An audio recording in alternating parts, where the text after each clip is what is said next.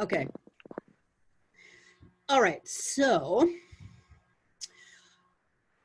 I consider writing a form of self-defense, and I'm not the only person to do that, because you've probably heard the adage, the pen is mightier than the sword. I really believe that, because the sword is in the moment. What you produce from your pen can live on and on and on and on into other generations and other cultures, and can my ability to write and my ability to share my heart and my soul and my mind transcends almost everything. I am read in Pakistan. Now, did I see that coming? No, I did not, but it's nonetheless true. And that is, in some countries, my book would be considered contraband, because it's radical. It's radical feminism. And that is, radical feminism is the audacious idea that we're full people. And it's not necessarily good news for some people. So how many of you, raise your hand if you are familiar with the work that Impact does, or you've been on staff, or you've taken the classes? Okay. And Genice is my dear friend from high school, and she's read my book and she's seen my movie. So you have a working knowledge of what it is that I promote and am in this beautiful community of. I was thinking about how to convey what I carry with me as my body of knowledge. Each person is a whole universe and has a whole foundation of their knowledge and what they know and what they can share with other people. And in self-defense, one of the first things you learn to do is to take a stance. It is a way to physically let people know that you're setting a limit, that you're ready for whatever comes down next. And it's called a ready stance. And whether you write fiction or nonfiction, taking a ready stance is basically saying your voice matters.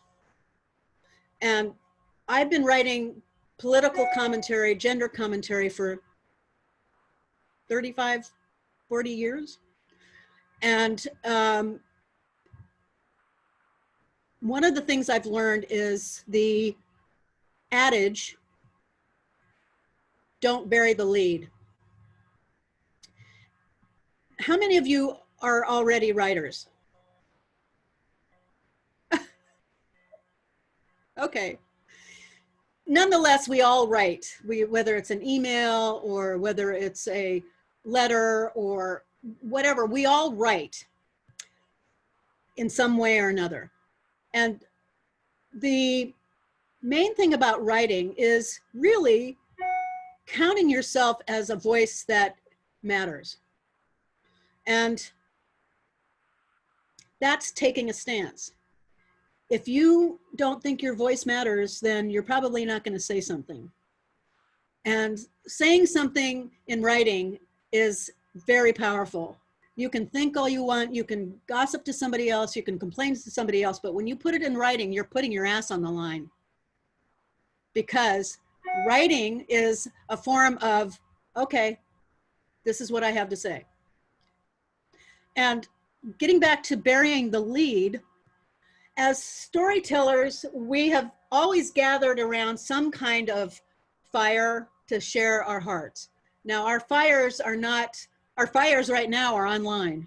So in a way, if you can imagine us sitting around a fire telling stories, it used to be with storytelling, you could start with the background and give the ambiance and the environment. And with a lot of writing, that's important. But with taking a stance, self-defense type of writing, you don't want to bury the lead.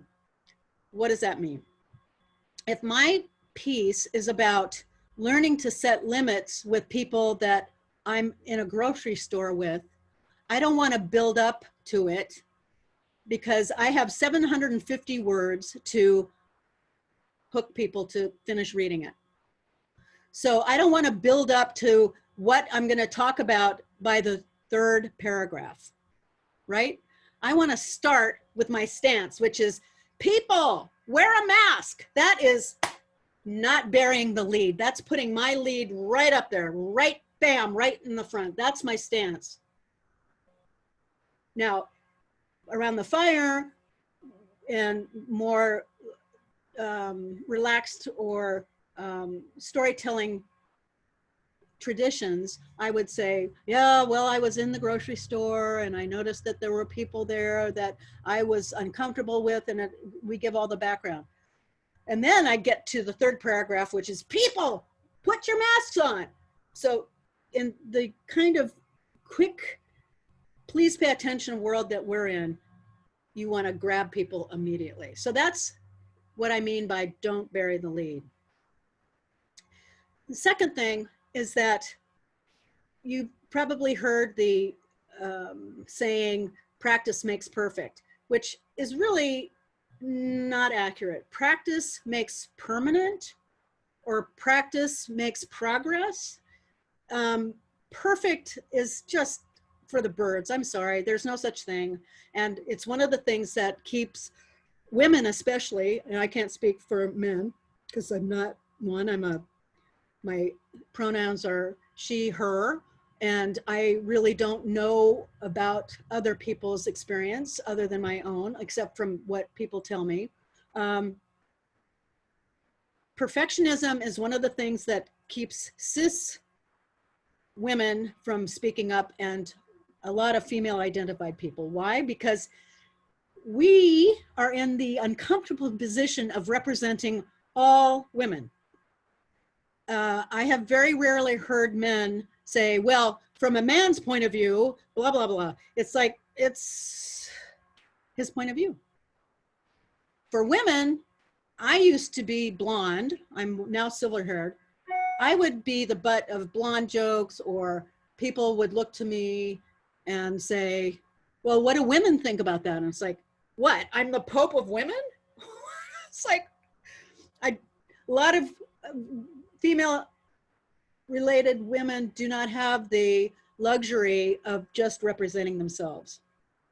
Being an individual is still largely a gift of the dominant class.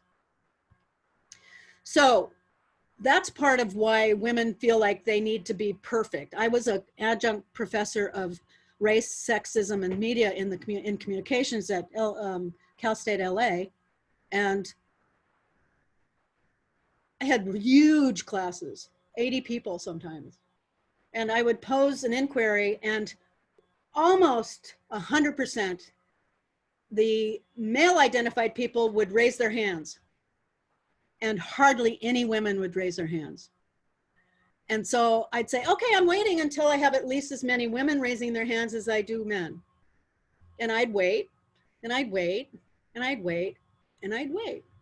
And the male, I'm just going to say male and female, so I don't, just so you're clear, I'm clear that we don't operate in a binary gender world, but for sake of time, I'm going to say male and female. The men had the luxury of being able to fail and not have all men look bad.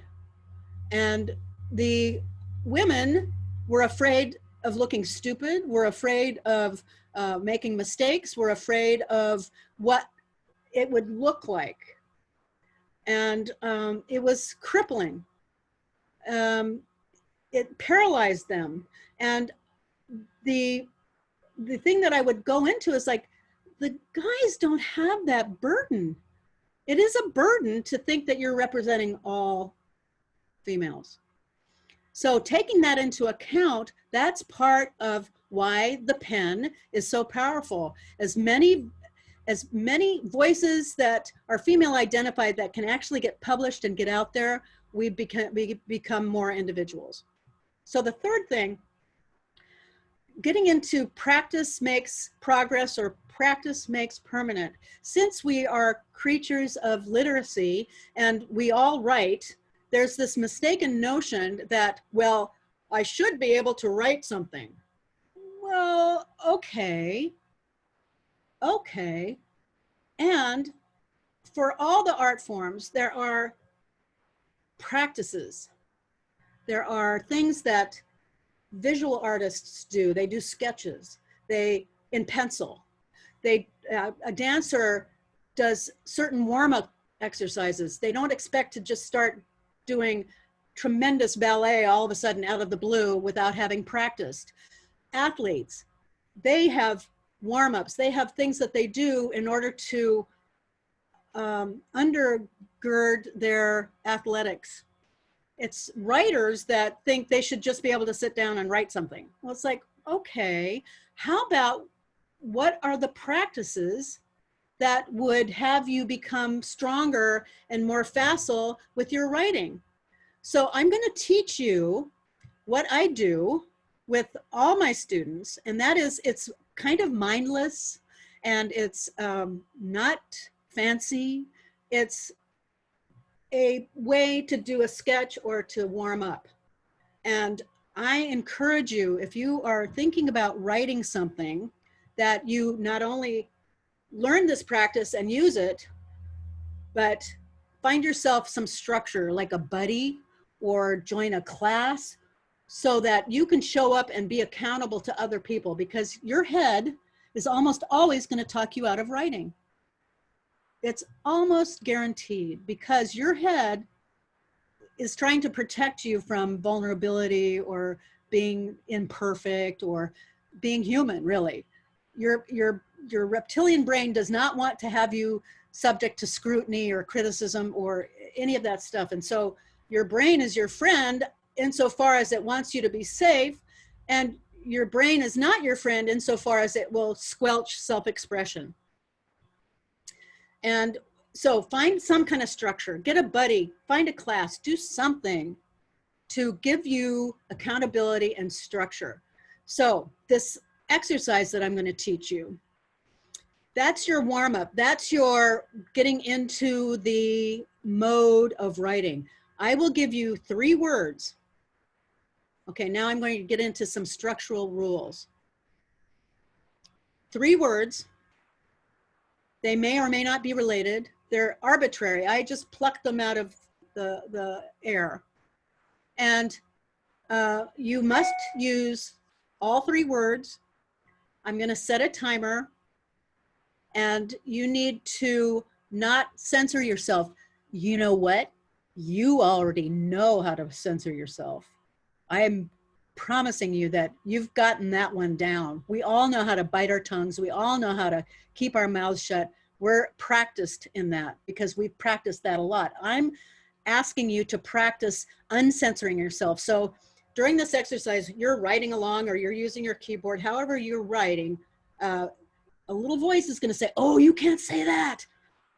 You know what? Override it, because that little voice might be hiding something that's really useful, that is hiding something that needs to be said, because we read writers who say what we've thought but maybe didn't say. There's a courage that's displayed by people who write that we like, and we want to read more about that, right? So if you hear that little voice, oh, I can't say that, that's gold. That's a place to delve into, okay? So I'm going to give you 3 words. I'm going to set a timer for 5 minutes. You've got to use all 3 words.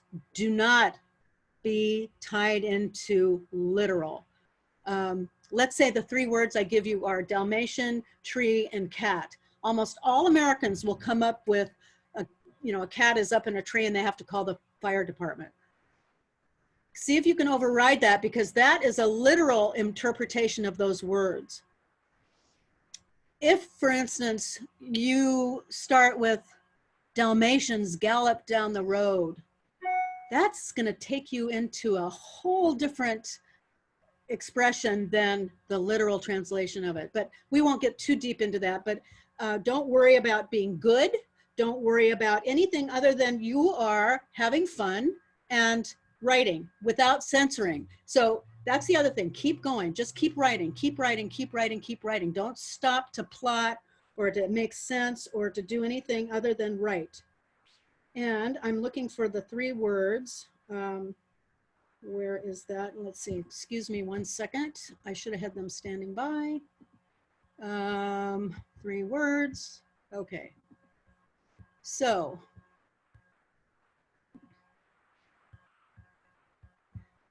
Zephyr. Zephyr. And if you need to look something up, look it up. I want to encourage you to increase your vocabulary by learning new words. Zephyr. Platonic and tick. And if you really want to have some fun and uncensor yourself, make up meanings. If you don't know what Zephyr is, fine. There are so many more words I don't know than I do know. So, you know, really give yourself freedom and have fun. That's the other thing. See what you can do to shift your mindset from, ooh, I don't want to sound stupid, to, oh, I'm just going to have fun. That's fun. Fun is a really good instruction for almost anything that you're learning, because you know what? Whether you're an accomplished writer, an experienced writer, or a newbie, a blank page is a blank page. And most of us approach blank pages with the same kind of like, oh my God, I'm not going to have anything. Ah! So I'm going to set 5 minutes.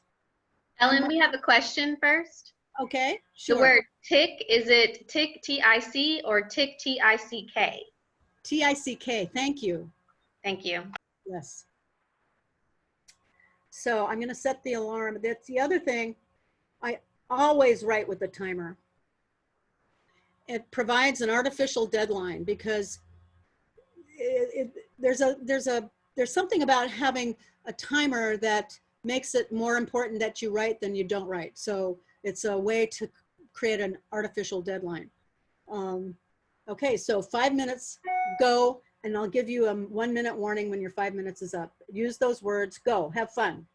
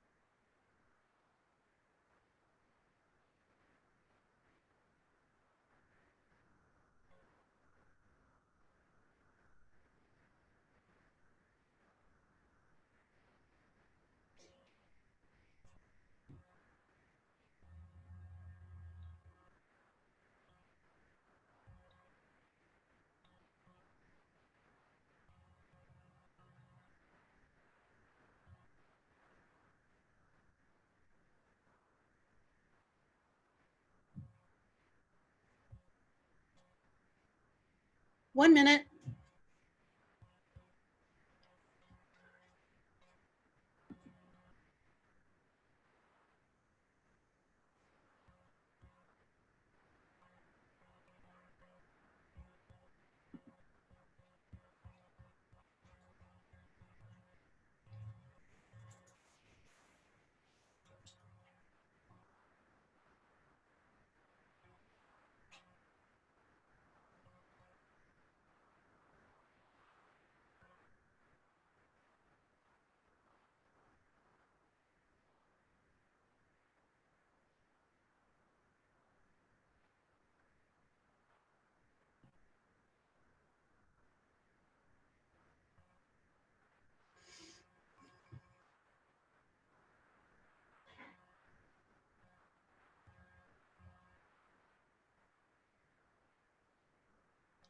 Time. That was 5 minutes. So, who's willing to read what they wrote?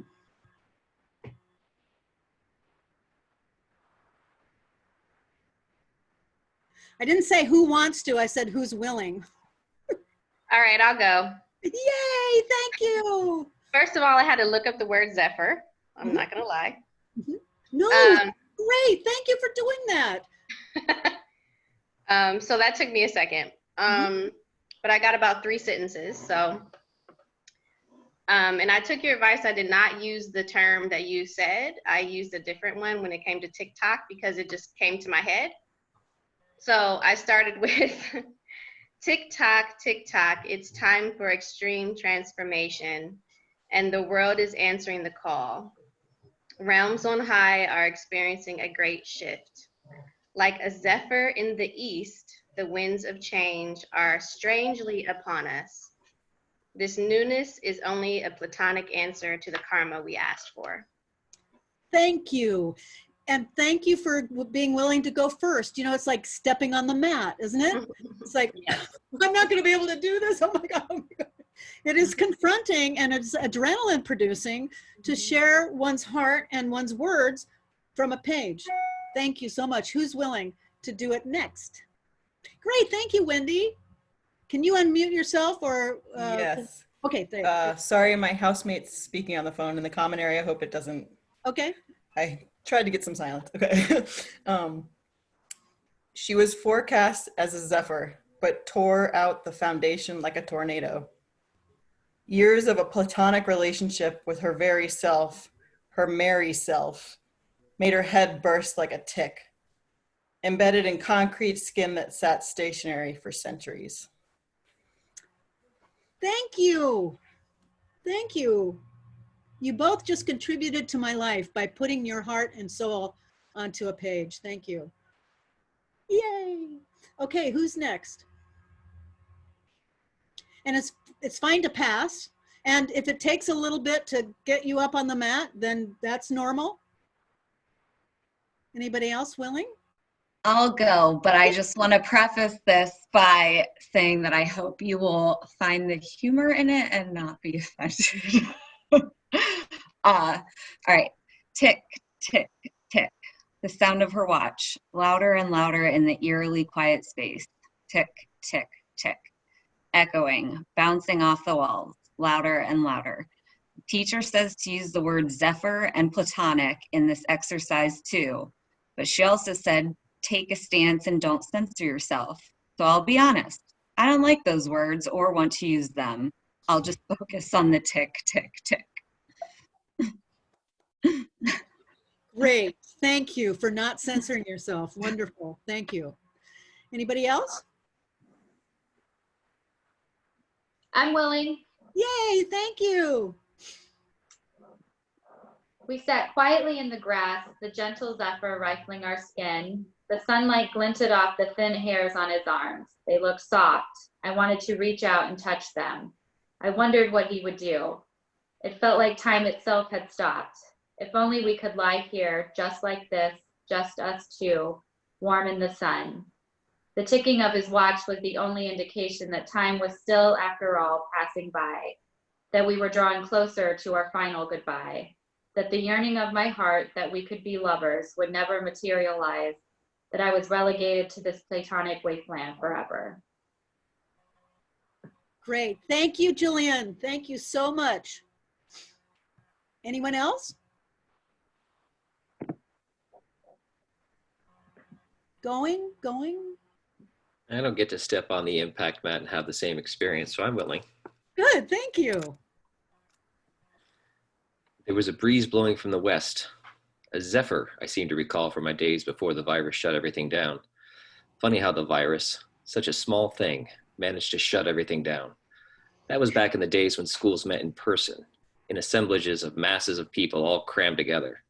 Hard to imagine now, so many people all crammed into a single space, families dividing at the start of the day to go about their various places, friends meeting friends, platonic relationships growing into something more, or not.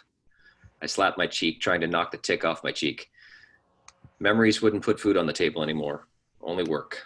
Only writing for the endless blog minds. Thank you. Thank you. Okay, we're going to do another one, but I'm going to add another layer of difficulty. It's like layering in skills, right?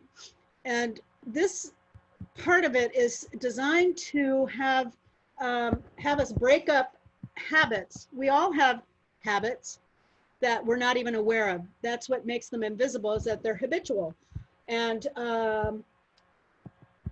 this time, we all know how to start sentences, and I would argue habitually, with she or he or an article or they or it, articles or pronouns. That's generally how we begin sentences.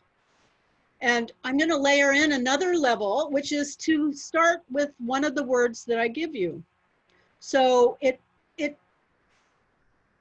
forces you to use muscles that we're not necessarily used to using.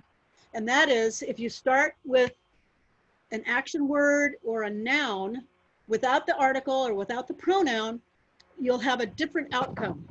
And I'm going to do this one with you, and I am going to walk my talk, and I will set the timer, and here are the words. Extemporaneous, denim, and tight. Extemporaneous, denim, and tight. And remember to start with one of those words. And you can add a suffix or a prefix. So let's say extemporaneously, comma, the woman or the dog or the, started howling, whatever. But don't be worried about the outcome. What we're focusing on is the writing, not the product, but the process. Okay, so extemporaneous, denim, and tight. Go.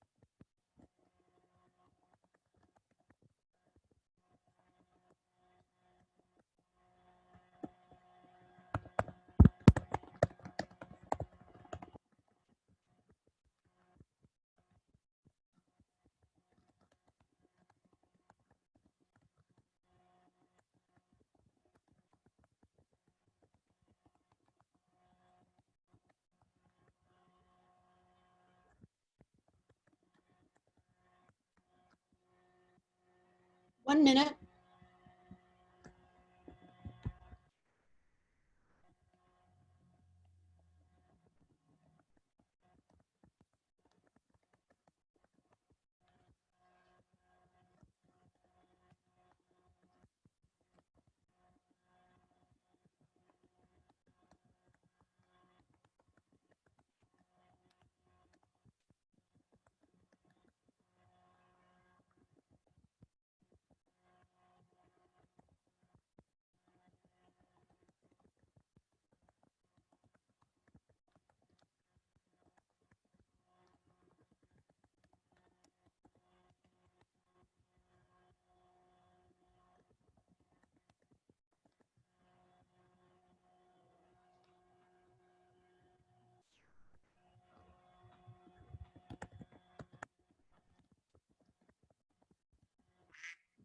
Okay, that is 5 minutes.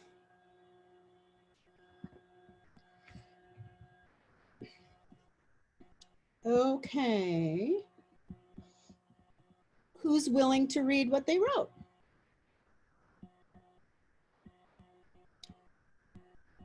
Who's unwilling and we'll do it anyway?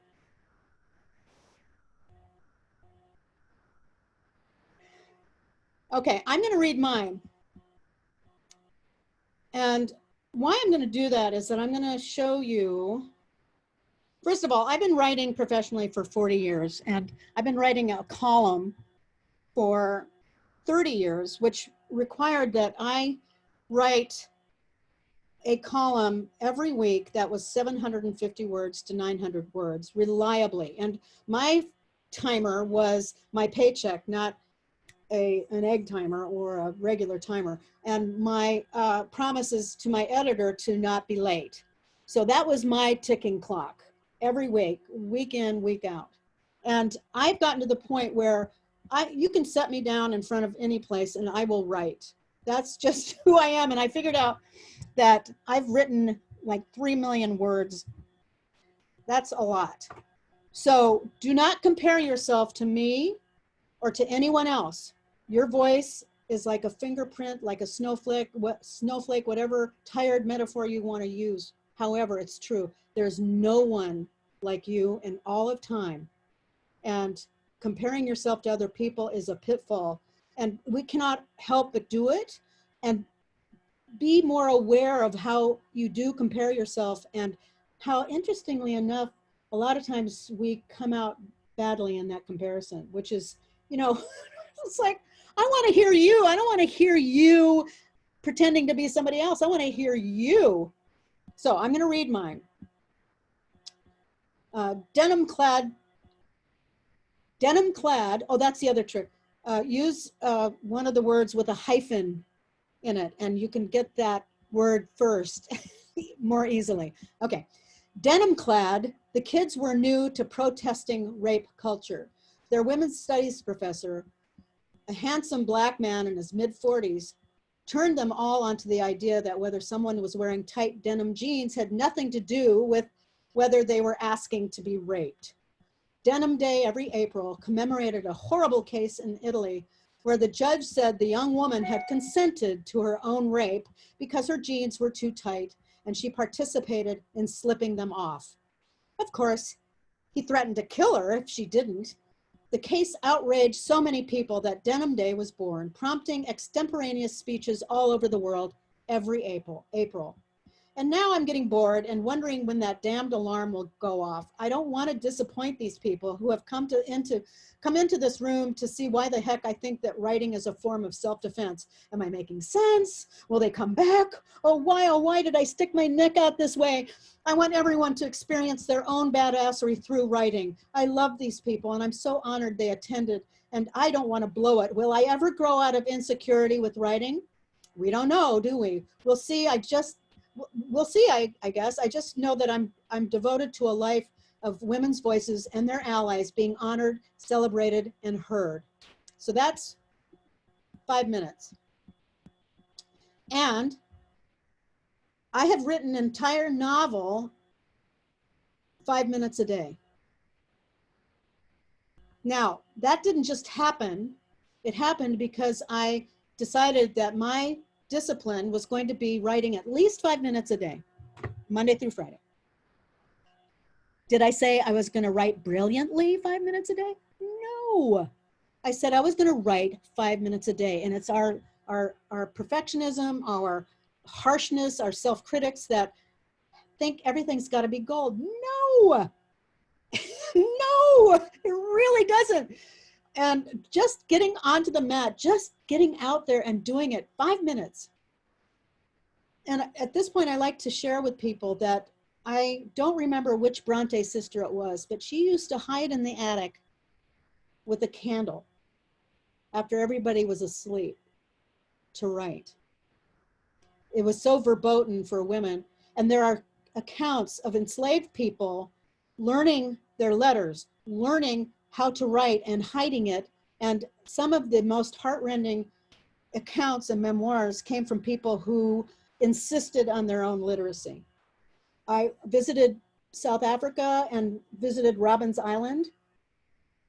And Nelson Mandela had a mantra and a rule he lived by that all the political prisoners, each one teach one. They were not given any writing implements. They were not given paper. And these men were so devoted to literacy and teaching that they would take paper from the cement sacks that they were using in hard labor and little stubs of burnt out coal to teach the so-called criminals to write. And that that moves me so deeply that somebody cared so much that that would become their purpose in living while they were under the most excruciating circumstances. So that's how powerful our voices are. And I will always remember that. It's like, if I have to tear off cement sack and get charcoal to write, I will, because I've been given a voice and I'm going to use it, damn it. Okay, so who's willing to read what they wrote? And do not compare yourself to me.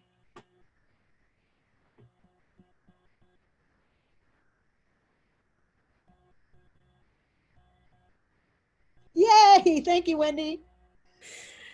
Okay. Denim will shape to your body and fade and fit as you wear it, like leather boots to your feet. They grow tight in the right places, light in the right places, living your extemporaneous life while your classic look exclaims who you are with one dulcet tone. Curves carving rivers out of canyons. Thank you. Yay, Matt.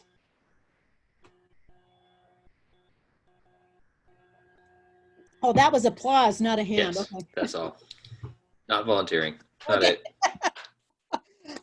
it. The applause looks very similar to hand raising. Who's next?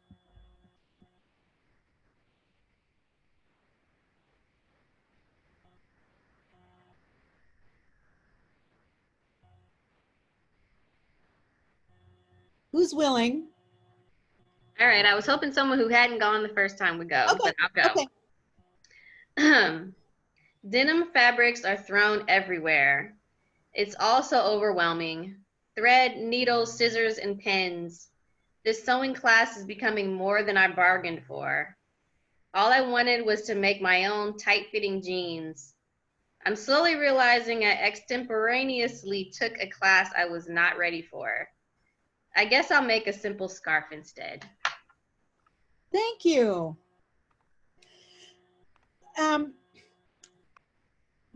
Was that enough to notice how if you had started with a pronoun or an article, it would have taken you a different place?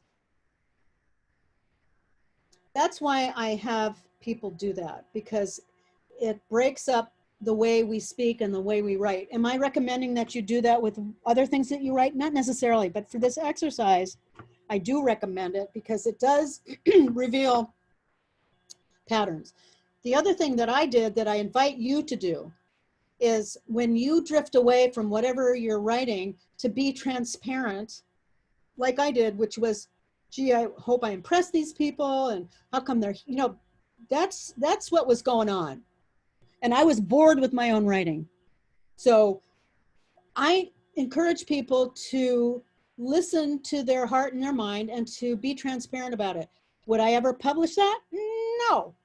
That's not the purpose of this. The purpose of this is to work out, to work muscles that you're not accustomed to working, and especially if you censor yourself when you're writing. And some of the best stuff comes out of the right brain, because our left brain, given its own devices, wants to edit before we even write. Now, the left brain is our friend. We're very happy about the editing function. However, the editing function often nips the right brain in the bud before it can even get started.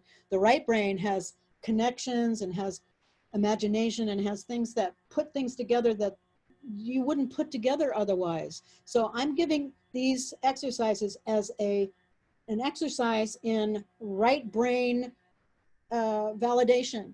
So if all of a sudden I come up with dragons when I gave somebody the prompt word macaroni, go with it. Do you know what I mean? It's like, it doesn't have to make sense. And being literal, we all know how to be literal. We traffic in the world of literal. And when you can let your right brain go metaphorical, which is what it wants to do, you can have denim become sculpture, which is, you know, it was so lovely in the exercise that shaped and different. Wendy was like, just let herself go with the sculpture aspect of denim and didn't stay literal. Okay, so the next exercise, here are your 3 words. Glass, Glass, glass.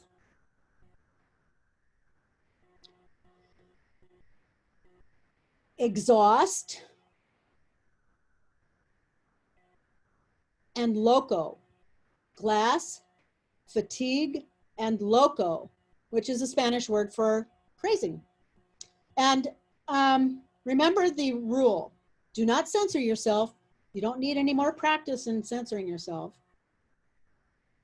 Exhaust, you can add an ing to that, and it's exhausting. So remember, you can use a prefix, a suffix, or the tried and true method of using a hyphen. So I'm going to give you another 5 minutes, and I'm giving you these 3 in a row because I want you to have some facility with sitting and able for 5 minutes to just write. Okay, so 5 minutes and go.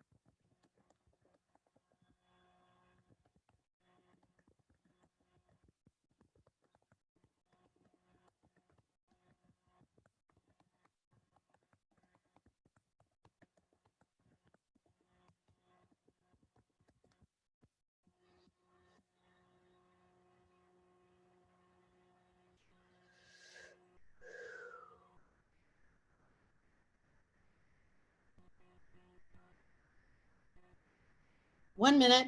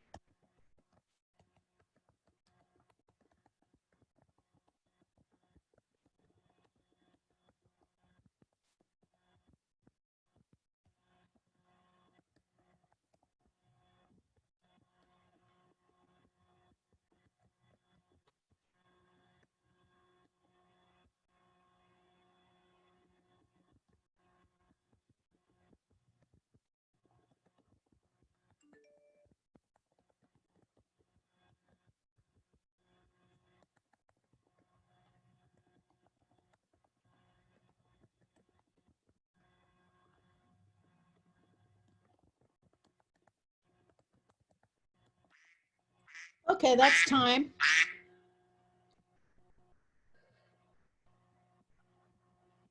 Okay. Who's willing to read what they have?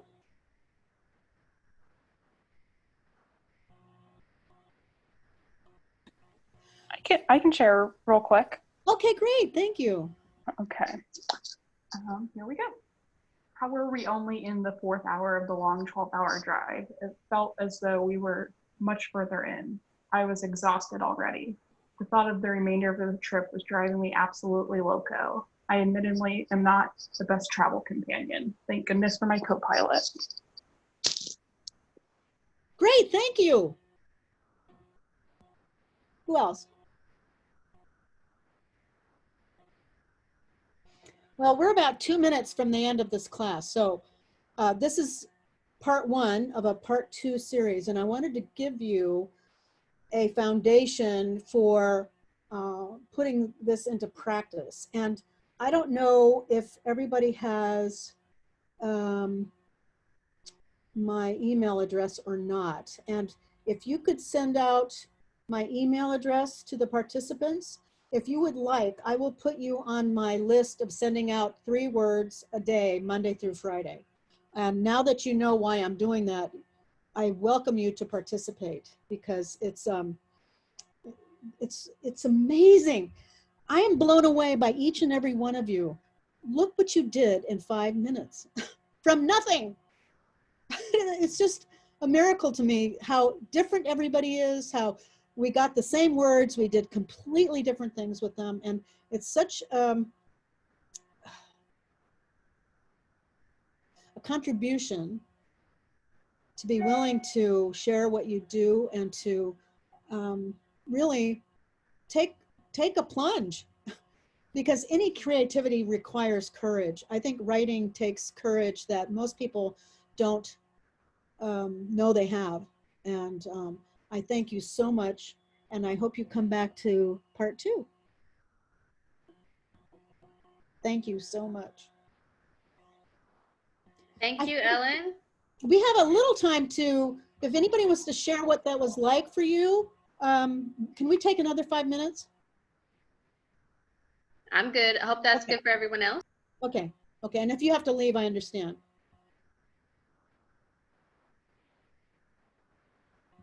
Anybody want to say what that was like for them? There's no wrong answer to this. Matt. I enjoyed the insight it gave into things about myself I didn't know, because there's this theme of like gritty detective novels going on that I didn't have any idea was in there. Thank you. Yes, Wendy. I have to go in a second, but thank you, and I'll see you next week. I've been trying to reconnect with all of the creative things I like to do, and writing is something I really like to do, and I haven't been doing. So I was like, I'm going to this workshop, and I just like making the space for, you know, just to like write and to be heard and witnessed. And so thank you. Thank you. Thank you so much for trusting me. Anybody else?